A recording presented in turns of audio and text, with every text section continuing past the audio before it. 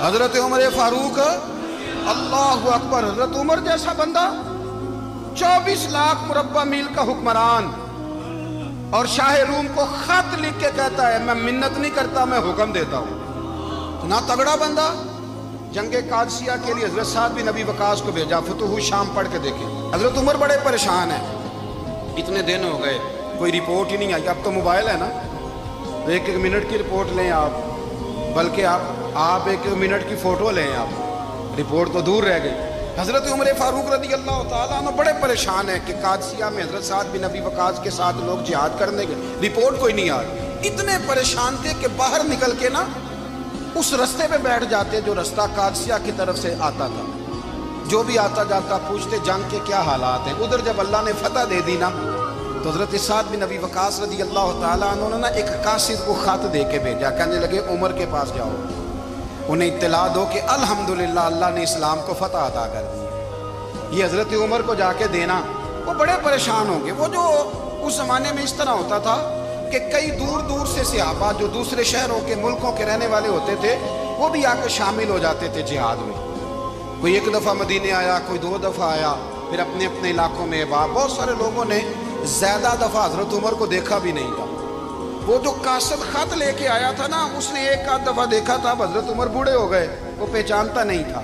ادھر سے وہ خط لے کے آ گیا، حضرت عمر مدینے سے باہر نکل کے اس روڈ پہ بیٹھے تھے جو قادسیہ سے آتا تھا۔ جب اس آدمی کو آتے دیکھا تو حضرت عمر اٹھ کے کھڑے ہو گئے، فرمانے لگے قادسیہ سے آ رہے ہو؟ وہ کیا کہتا ہے؟ پھٹے پرانے کپڑے، ٹوٹے ہوئے جوتے، سر پہ پرانی پگڑی، کہنے لگے غلام مدینے کے رہنے والے ہو؟ حضرت عمر کہنے لگے ہاں مدینے کا ہوں۔ کہا میں قادسیہ سے آیا ہوں، الحمدللہ اللہ نے اسلام کو فتح دے دی ہے، الحمدللہ کفر کی کمر ٹوٹ گئی ہے۔ اس نے یہ بات کر کے تو گھوڑے کو ایڑی لگائی، گھوڑا دوڑنے لگا مدینے کے، حضرت عمر بھی ساتھ ساتھ دوڑ رہے۔ فرمانے لگے اچھا بتاؤ خالد بن ولید کا کیا حال ہے؟ تھوڑا آگے جا کے فرمانے لگے اسامہ بن زید کیسے ہے؟